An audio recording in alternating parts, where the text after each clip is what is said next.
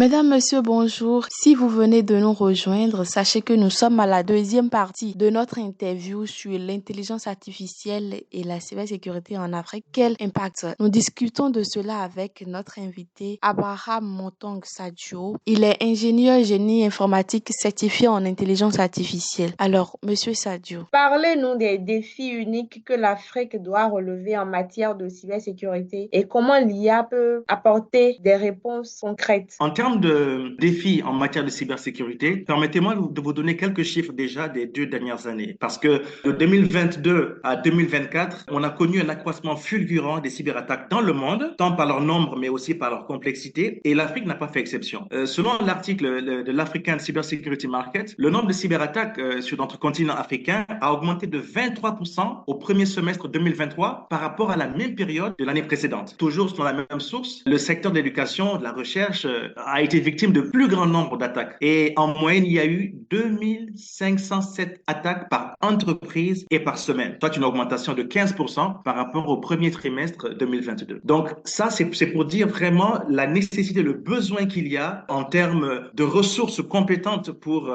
ce qui est la cybersécurité au sein de notre continent, parce que le besoin est là, les risques sont énormes, les menaces sont présentes et les cyberattaques ont été d'un nombre impressionnant durant ces 2 dernières années. Et naturellement, il y a aussi un besoin, on va dire, de formation en termes de ressources. Or, on sait que cette formation-là, parfois, prend du temps et beaucoup d'argent. C'est pas toujours à la portée de tous, hein. Ici, dans nos universités, ceux qui viennent s'inscrire pour faire cybersécurité, en général, c'est quand même des gens qui ont les moyens de se payer des études supérieures assez chères. À côté de cela, il y a aussi effectivement la possibilité de se former avec les certifications pour avoir des certificats professionnels. Mais généralement, il faut quand même une certaine base en informatique assez solide pour pouvoir plus facilement acquérir ces compétences via ces certifications qui sont faites et proposées en ligne. Monsieur Sadio, vous le savez certainement, l'utilisation de l'intelligence artificielle est active aujourd'hui et presque dans tous les secteurs, que ce soit la santé, les finances et bien d'autres, et en particulier dans le secteur des TIC. En votre qualité d'ingénieur génie informatique certifié en intelligence artificielle, comment les entreprises et les gouvernements africains adoptent-ils ou alors comment pourraient-ils adopter cet outil pour renforcer leur posture en cybersécurité? Alors, nous avons deux soucis principaux à ce niveau-là chez nous, je veux dire en Afrique. Il y en a d'autres, hein, mais j'aimerais citer deux, juste deux. C'est le manque d'infrastructures de sécurité de l'information et le défaut de législation. Et imaginez par Voilà. exemple que près de 90% des entreprises africaines fonctionnent aujourd'hui sans protocole de cybersécurité. Donc, ce qui fait que ça les rend extrêmement vulnérables aux cybermenaces. Le deuxième aspect, c'est l'aspect de la législation. De nombreux pays africains aujourd'hui n'ont pas encore élaboré de législation couvrant tous les aspects de la sécurité de l'information. Par exemple, il n'y a que 39 pays sur 54, 39 pays africains sur 54,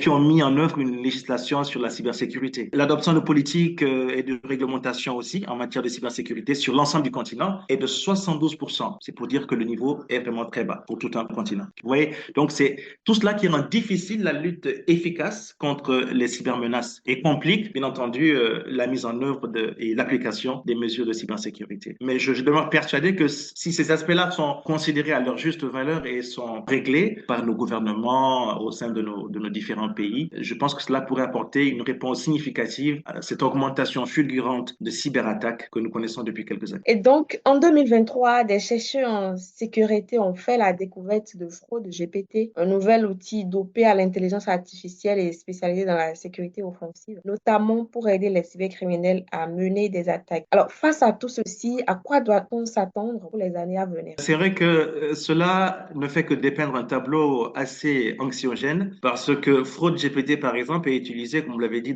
généralement dans le darknet et Oui. utilisé sur certaines plateformes que beaucoup d'entre nous utilisent, telles que Telegram, par exemple. Pourquoi c'est dangereux? Parce que ça facilite les attaques et surtout les fraudes. Et donc, quand il dit fraude par rapport à des comptes bancaires, par exemple, il s'agit de vol sur une grande échelle. Donc, cela ouvre une large porte aux cyberattaques, étendant même cette possibilité à des non spécialistes du domaine. Donc, c'est pour dire l'ampleur des dégâts que tout cela peut générer. Donc, c'est vraiment quelque chose qu'il faut prendre à bras le corps et très tôt essayer d'endiguer ce mal parce que ça pourrait être beaucoup plus fort que nous et être difficile ensuite à réguler ou à juguler. Quelles sont donc les perspectives à mettre en place pour réguler l'utilisation de l'IA en Afrique? Alors, il faut dire que la principale raison qui suscite des besoins de régulation de l'IA est d'ordre éthique, que ce soit en Afrique, en Europe ou partout ailleurs, quel que soit le continent, la principale raison qui suscite ce besoin de régulation est l'ordre éthique. Notre continent également répondra aux mêmes exigences, aux mêmes attentes, aux mêmes règles que les autres continents. D'ailleurs, depuis peu, si je ne m'abuse, c'est depuis décembre 2023, il y a l'AI Act qui a été entériné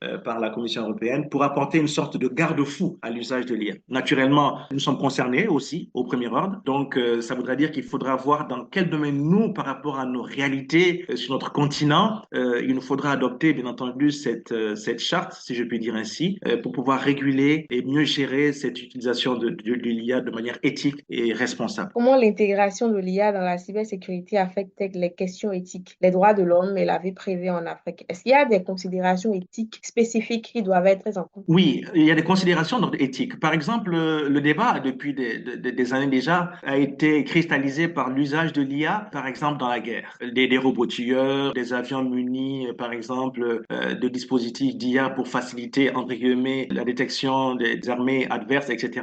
Et il y a une discussion qui est faite depuis, je pense, l'année dernière sur un drone tueur qui aurait tué quelqu'un d'innocent dans un pays, je me rappelle plus trop du pays. Mais c'est pour dire que c'est quelque chose de vraiment important qui fait retenir le souffle à beaucoup de gens parce qu'on se demande jusqu'où va-t-on aller avec les applications de l'IA? Parce que, bien entendu, ce sont des machines, ce sont des logiciels qui sont utilisés, donc ils sont aussi, je veux dire, vulnérables à des erreurs qui peuvent aussi être hackés pour des fins contraires aux fins premières. Donc, c'est autant de choses. Mais il y a également un autre débat sur la protection des données personnelles. Aujourd'hui, par exemple, en France, se fait un débat sur l'utilisation qui sera faite d'un dispositif de sécurité qui va utiliser ce qu'on appelle la reconnaissance faciale. Toutes ces données-là vont être utilisées comment? Seront stockées où? Pendant combien de temps? Qui est-ce qui aura accès à ces données-là? Pour quelle fin? Etc. Donc, c'est autant de questions également sur la protection des données personnelles qui suscitent des débats parfois houleux autour de l'aspect éthique et responsable de l'utilisation de l'intelligence artificielle. Voilà qui marque donc un terme à cette